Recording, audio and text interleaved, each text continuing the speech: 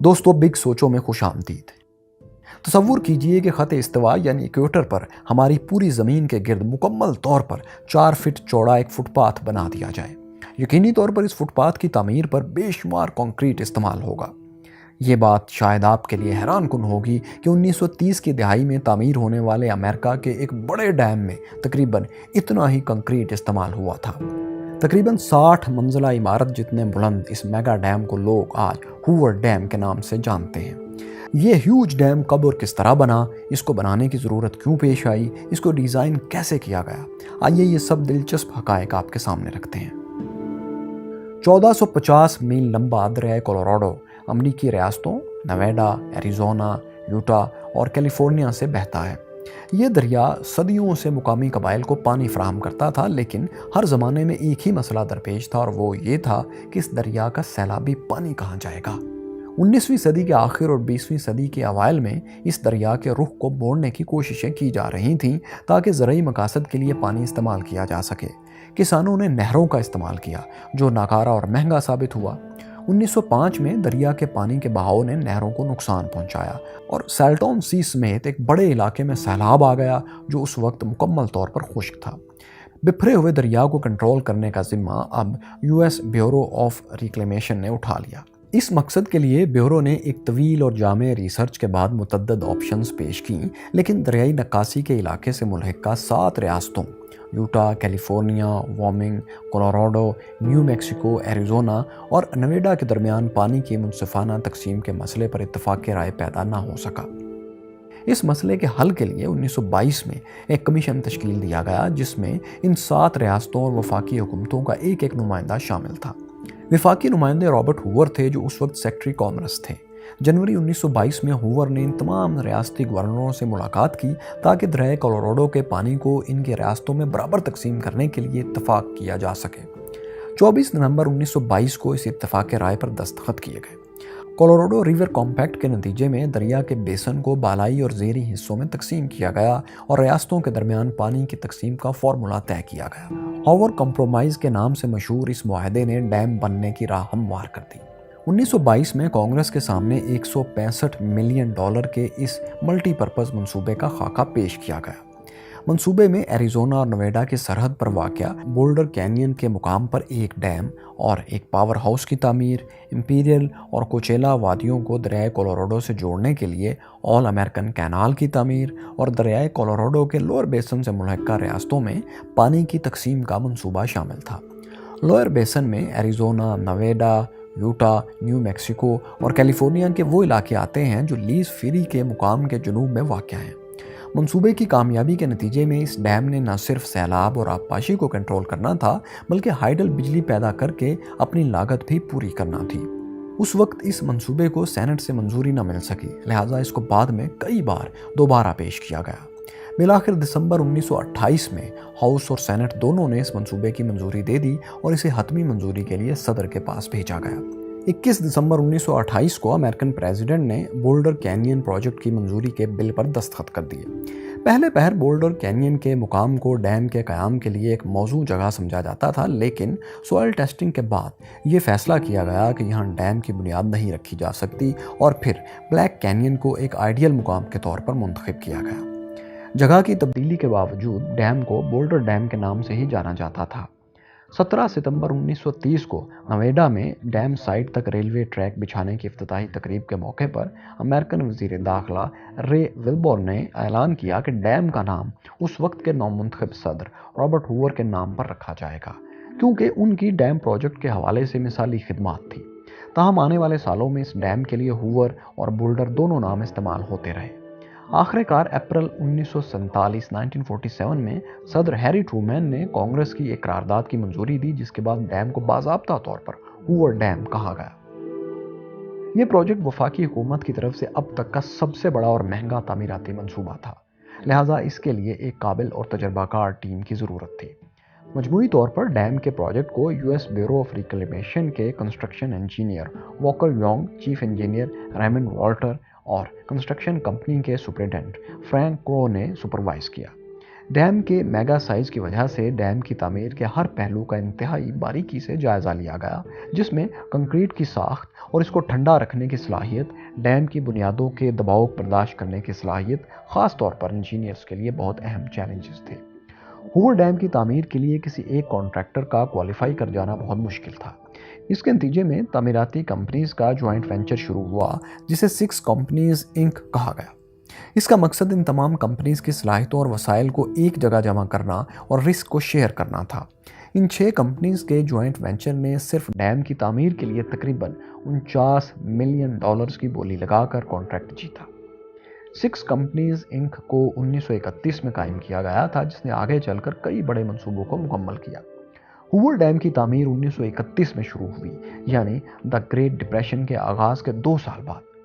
اس عالمی اقتصادی تباہی کے باعث لاکھوں افراد بے روزگار ہوئے تھے۔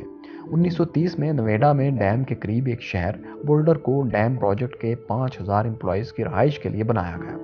شہر کی تعمیر سے پہلے ہی دا گریٹ ڈپریشن کا شکار بہت سے بے روزگار مزدور اور ان کے خاندان روزگار تلاش کرنے کی امید میں ارد گرد کی بستیوں میں آباد ہونے لگے۔ 1931 میں منصوبے کا پہلا مرحلہ ہائیڈرولک سرنگوں ہائیڈرولک ٹنلز کی تعمیر تھا، تاکہ ڈیم کے مکمل ہونے تک دریائے کولوراڈو کے بہاؤ کو عارضی طور پر موڑا جا سکے۔ اس مقصد کے لیے وادی کی چٹانی دیواروں کو بارود سے اڑانے کا کام شروع کیا گیا۔ مزدوروں کو رسیوں کے ذریعے پہاڑ سے لٹک کر ان پتھروں اور مٹی کو صاف کرنا پڑنا تھا۔ پروجیکٹ کی ٹائم لائن سخت تھی اور سرنگ کی کھدائی کو مکمل کرنے کے لیے مزدوروں کو انتہائی کٹھن حالات میں کام کرنا تھا۔ مناسب وینٹیلیشن نہ ہونے کی وجہ سے زیادہ درجہ حرارت اور کاربن مونو آکسائڈ کی خطرناک مقدار مزدوروں کے لیے ناقابل برداشت تھی۔ اس صورتحال کے باعث اگست 1931 میں مزدوروں نے 6 دن کی ہڑتال بھی کی۔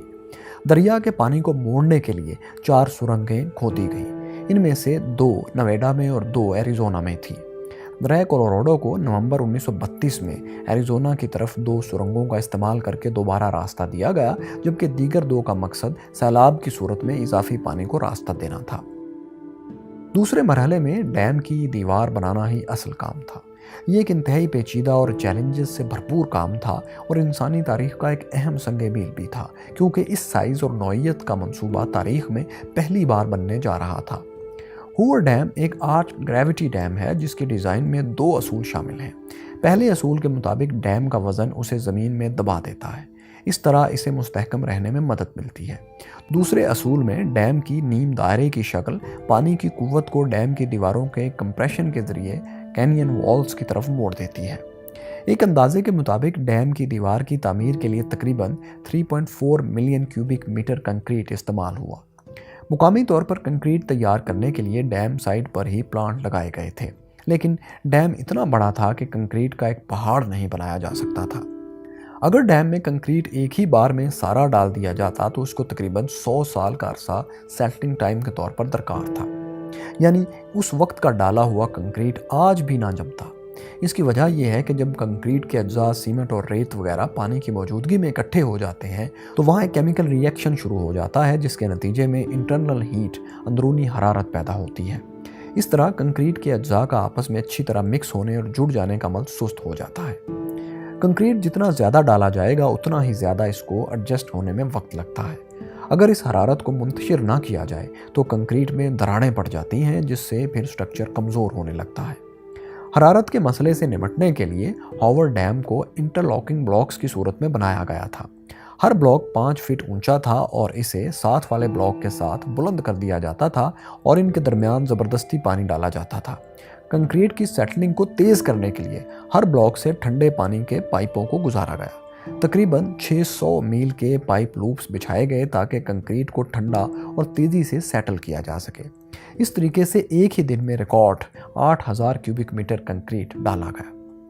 ہوور ڈیم میں 2 سپل ویز ہیں جو ڈیم کے اوپری حصے سے تقریباً 27 فٹ نیچے اور ڈیم کے دونوں طرف رکھے گئے ہیں۔ جب ڈیم میں پانی کا لیول بڑھتا سپل ویز تک پہنچ جاتا ہے تو یہ اضافی پانی ان سپل ویز کے ذریعے 15 فٹ چوڑی اور 600 فٹ لمبی سرنگوں میں داخل ہو جاتا ہے۔ یہ سرنگیں ایک ڈھلوان کے ذریعے پہلے مرحلے میں تعمیر شدہ 4 میں سے 2 ڈائیورجن ٹنلز کے ساتھ منسلک ہیں، جس کے ذریعے پانی ڈیم سے باہر نکل جاتا ہے۔ ڈیم کی وجہ سے ایک جھیل وجود میں آئی جس کا نام لیک میڈ ہے۔ इस झील की लंबाई 180 किलोमीटर है और इसमें 32.2 क्यूबिक किलोमीटर पानी ज़ख़ीरा हो सकता है। डैम के ऊपर वाक़या 4 मजबूत कंक्रीट के टावर्स झील से पानी को स्टील के बड़े पाइपों में मोड़ देते हैं, जिन्हें पेनस्टॉक कहते हैं। ये पानी डैम की बुनियाद में वाक़या एक हाइड्रो इलेक्ट्रिक पावर प्लांट में पाइपों के ज़रिए तकरीबन 500 फीट गिरने के बाद अपने हाई प्रेशर से टरबाइन्स को घुमाता है, जिससे बिजली पैदा होती है। डैम की तामीर तकरीबन 5 साल तक जारी रही और फिर 30 सितंबर 1935 को डैम के स्ट्रक्चर मुकम्मल होने पर सदर फ्रैंकलिन रूजवेल्ट ने हज़ारों अफराद की मौजूदगी में इसका इफ्तिताह किया, जबकि डैम से बिजली की तरसील का बाकायदा आगाज़ मार्च 1936 में हुआ। दोस्तों, अब आइए हम आपको डैम से मुतल्लिक चंद दिलचस्प दीगर हक़ाइक़ से आगाह करते हैं।